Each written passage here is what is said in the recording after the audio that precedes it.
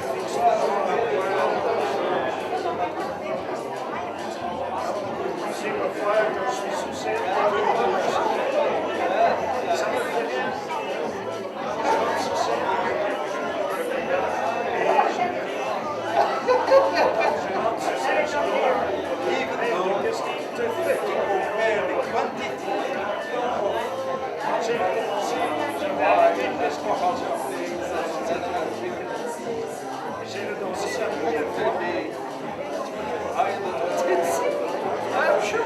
I should not do that.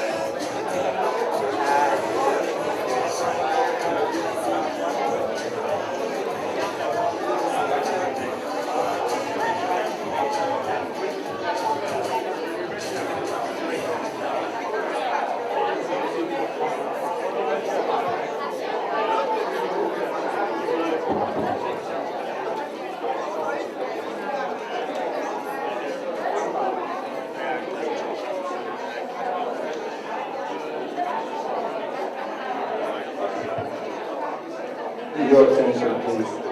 Friends of Rwanda, fellow Rwandans, distinguished guests, welcome to the 52nd anniversary of the independence of the Republic of Rwanda, as well as the 20th anniversary of KWIBOHORA 20.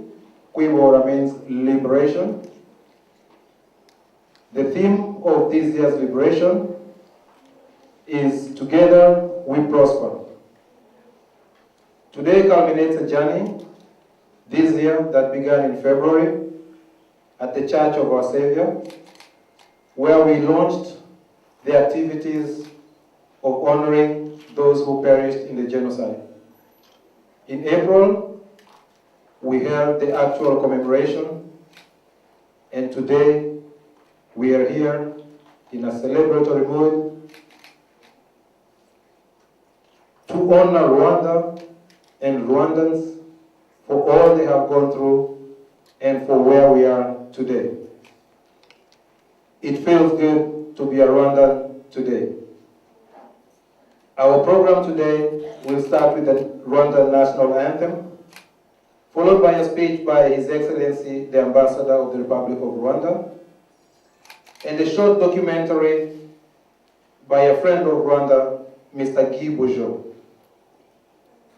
Please stand up for the national anthem of the Republic of Rwanda.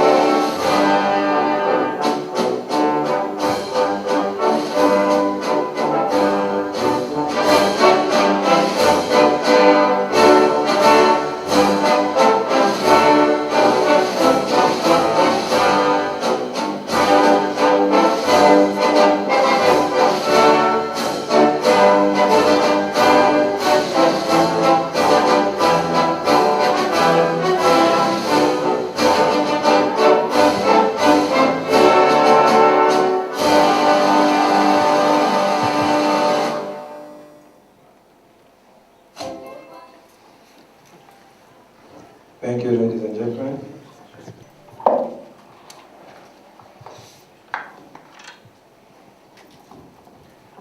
Thank you, Safari.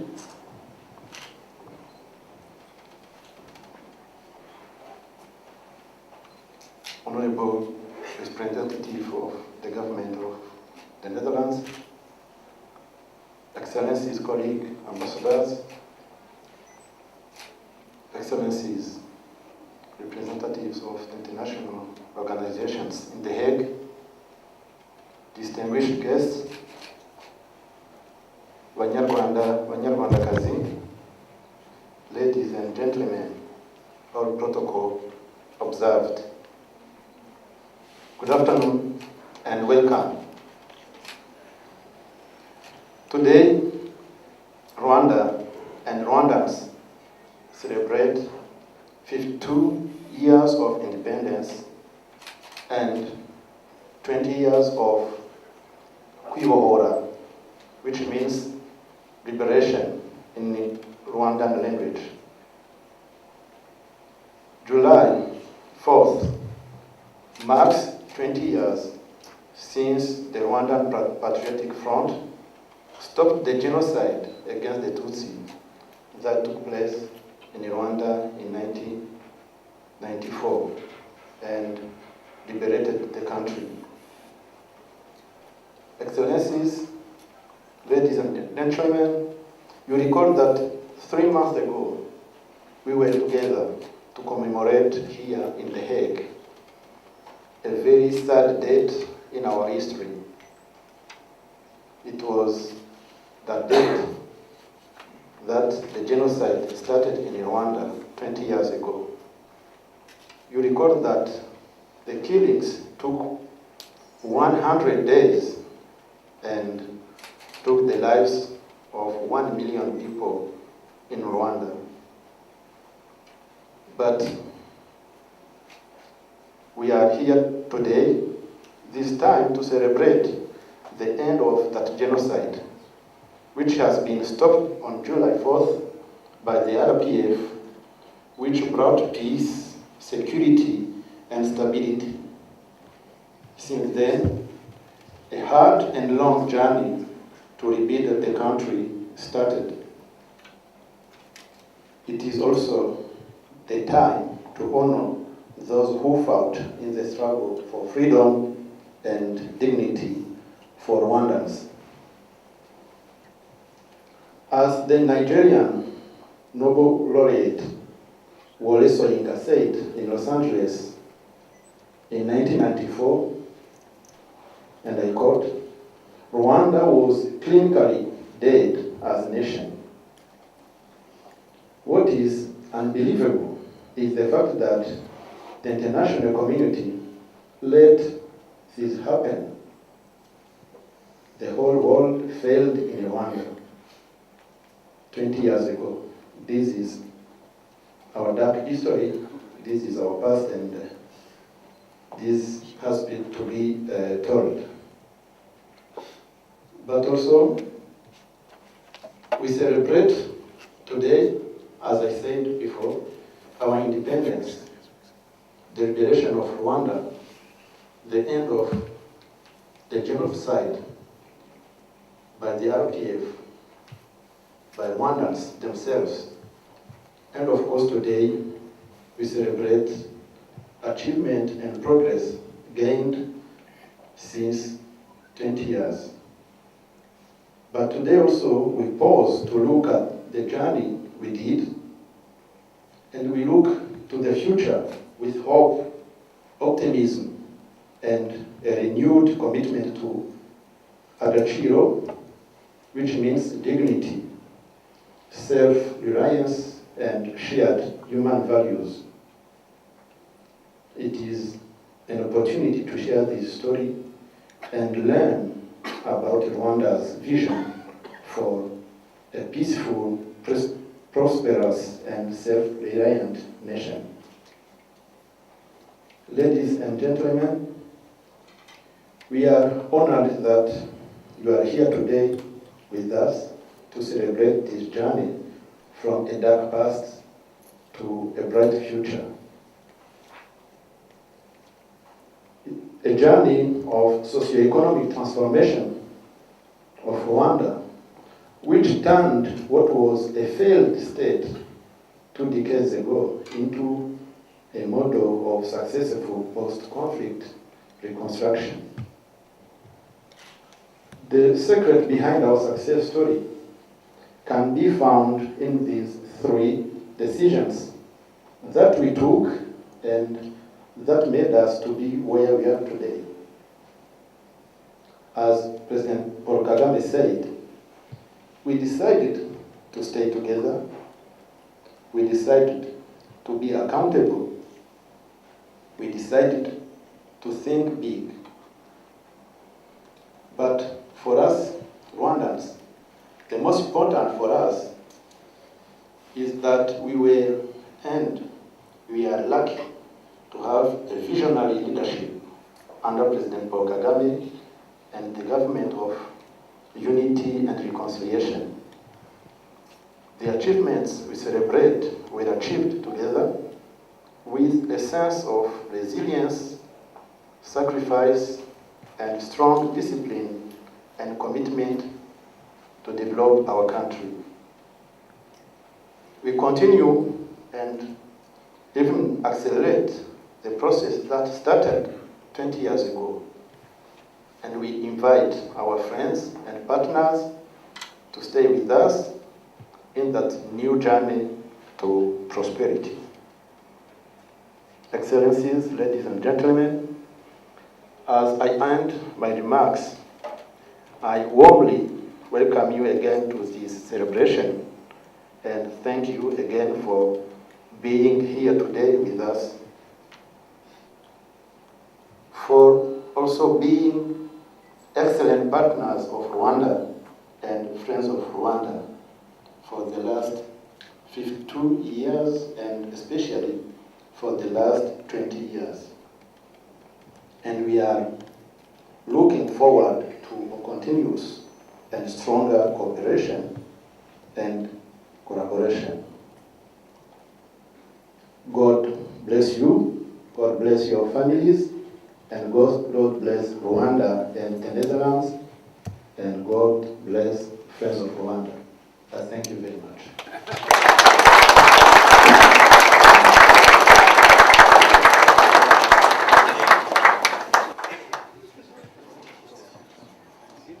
Into a documentary, a visual documentary that we are going to share.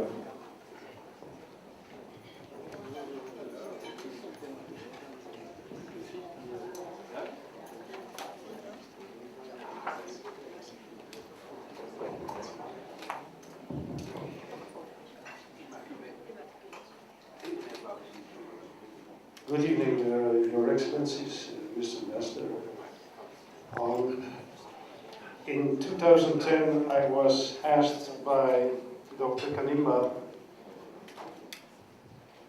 at that time the director of all the musea in Rwanda, to work with young dancers from a company called Abatarutwa in the museum in Kanombe. At that time we made a small choreography that was based on tolerance. And I was asked last year to work again with those dancers. As I am a choreographer, I was working again with those dancers. We created a choreography named Agachiro. It's based on what happened in Burundi, where 60,000 people were killed in the most terrible way. And we made also a movie about it. So what you will see is kind of the choreography, but put in a movie. So it's not really there. But the company is also performing the movie, the choreography live over there. It's their first encounter with contemporary dance. So you will not really see a movie about contemporary dance, because it's quite difficult also to put a story, a genocide story. in a dance. But it's done by dancers, and I think they made an amazing job. The company consists of 40 young people, all or a lot of them recipes after the genocide, if not them, their parents. And you will see what their interpretation, contemporary dance interpretation is of what happened in Murambi. Okay, that's it.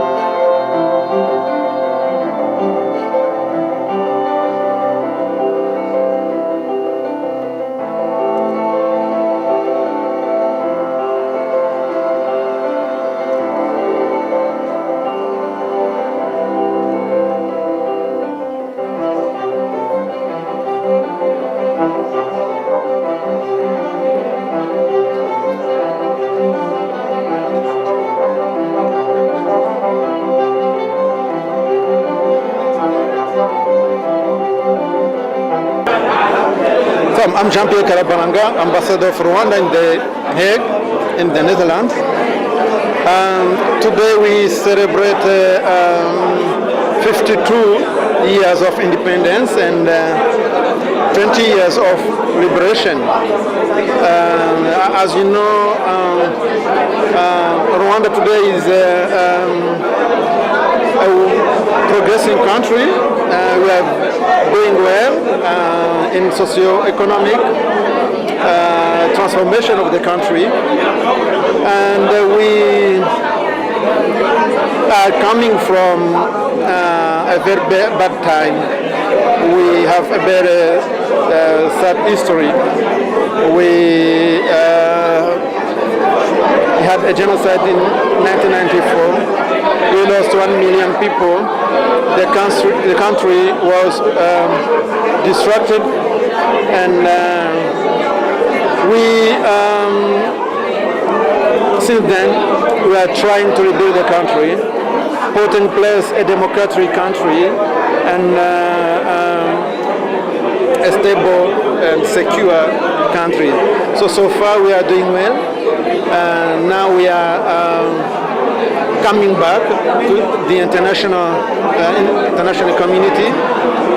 Now the next step is to build a stronger country, a stronger economy, a stronger people, a united people, and we looking ahead for the next step of the reconstruction of the country.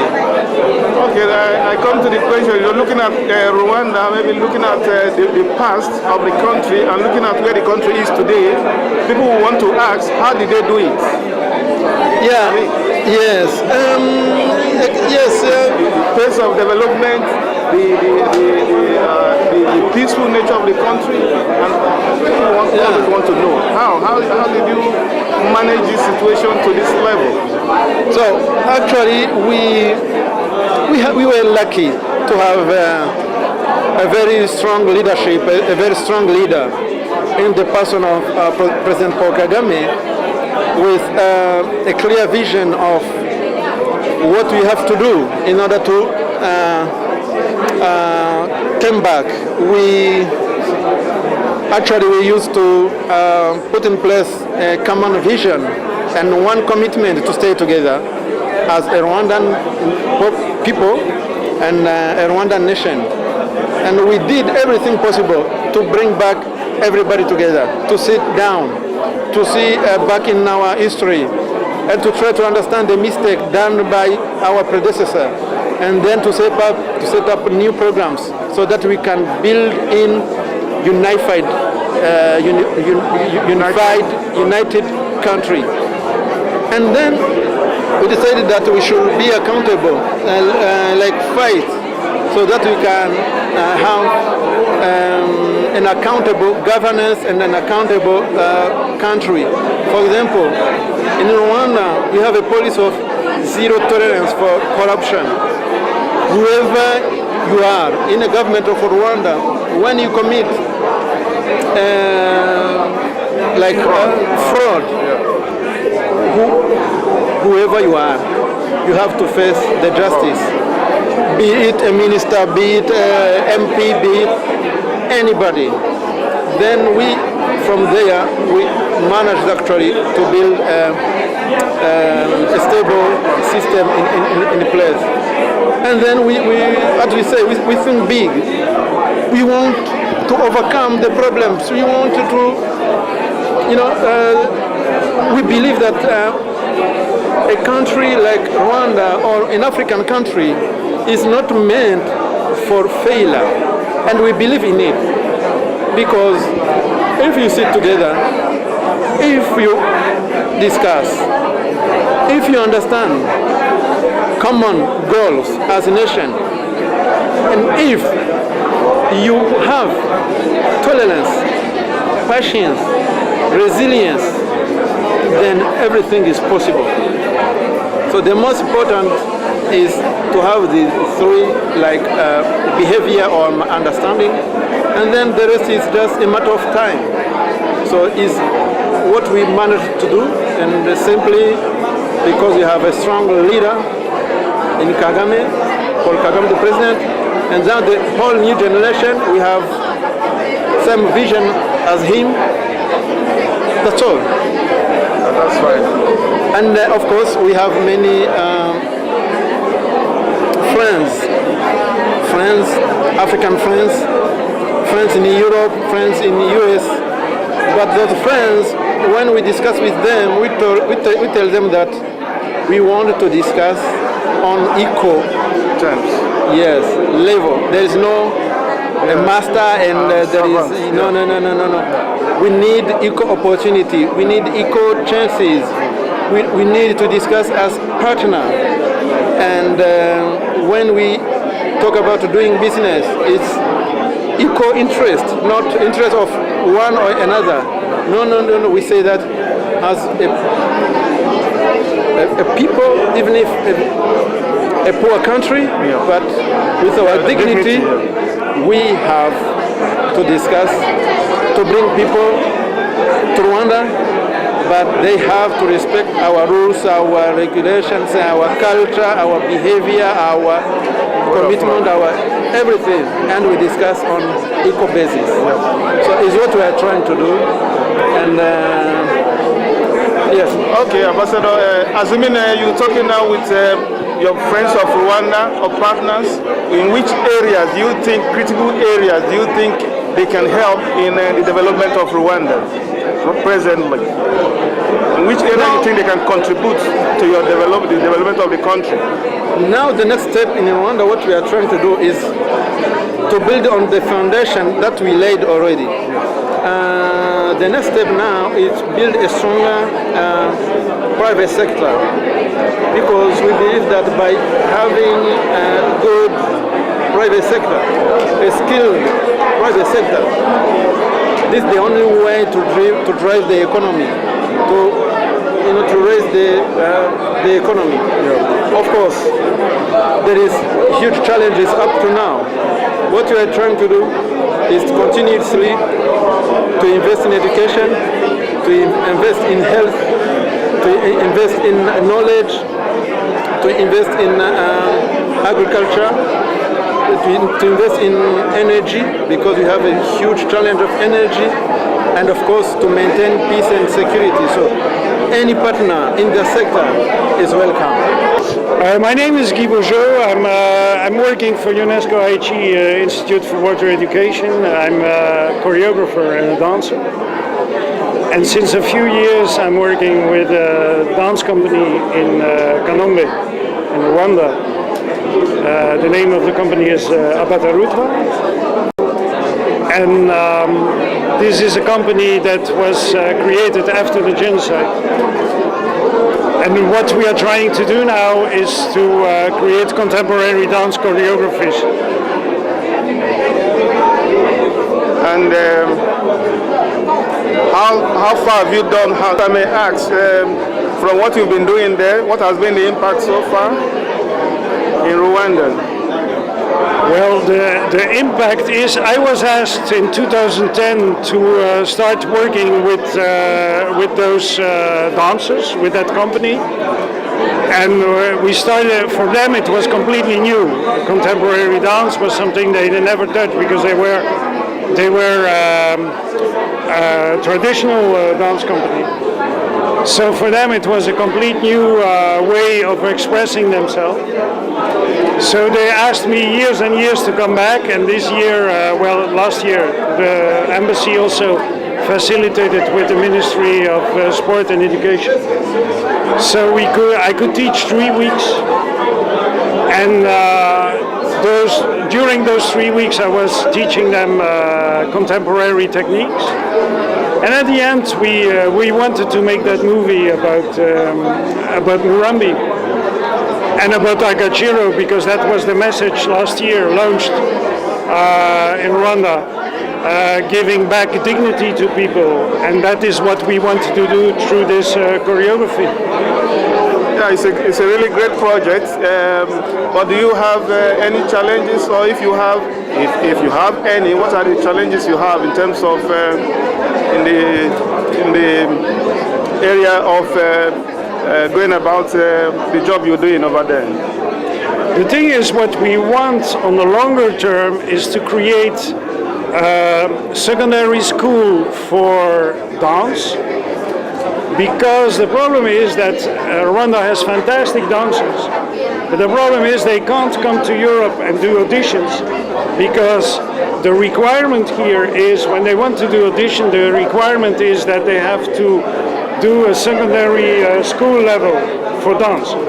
So what we want to do now is to create a school, a secondary school for dance, where in the morning they just go to school like all normal, like every student, and follow normal courses, and in the afternoon they will dance. So after 6 years they can come to Europe and also go to auditions, and when they have enough knowledge, they can come back to Rwanda and teach contemporary dance in Rwanda, and add the local elements, because this is very important. At the longer term, we want to have contemporary Rwandan dance, or like you have already in Senegal, also in South Africa, you have already contemporary companies, and basically that's what they also need in Rwanda, because they have the most fantastic dancers. Yeah, so this project you're talking about, what length of time do you envisage that you're going to be put into place? Can you ask?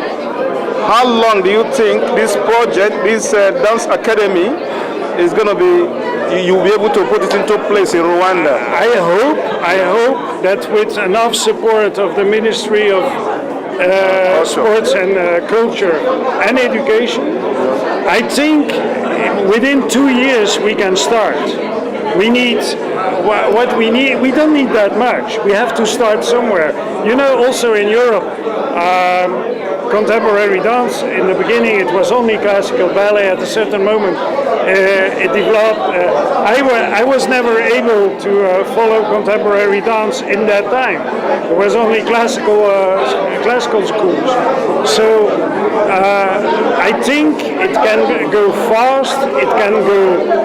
We can do it with not that much money. For sure we need money. We need a place, we need teachers, and we need dancers.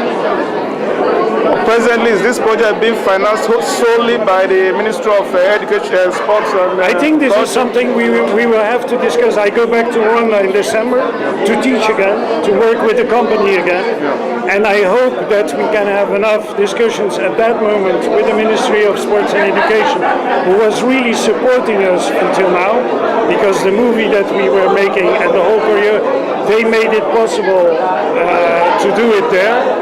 So I hope that we can have those talks in December, and that maybe not the next new school year, but one school year later to start. That's what I really hope. Okay. It's been a pleasure talking to you, sir. I wish to thank you for your contributions to the development of Rwanda. It's been a pleasure. Thank you, sir. Thank you, sir. Okay.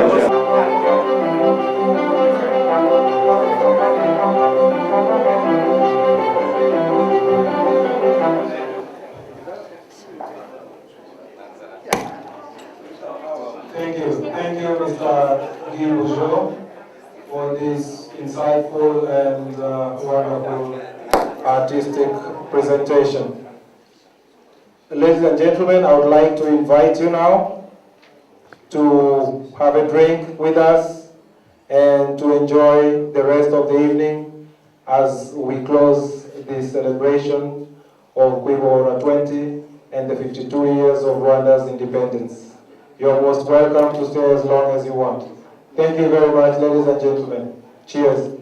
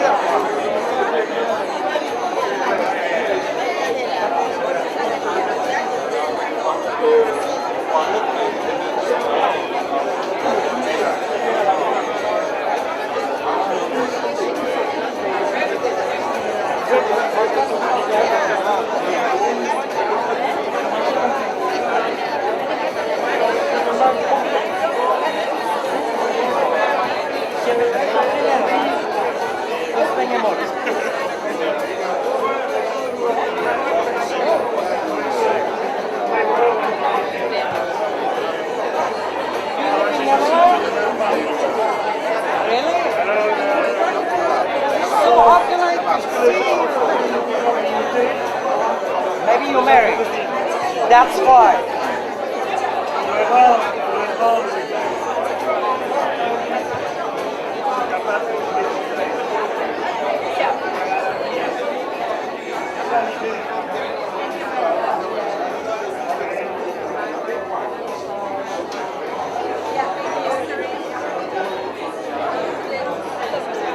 Muito pobre dela.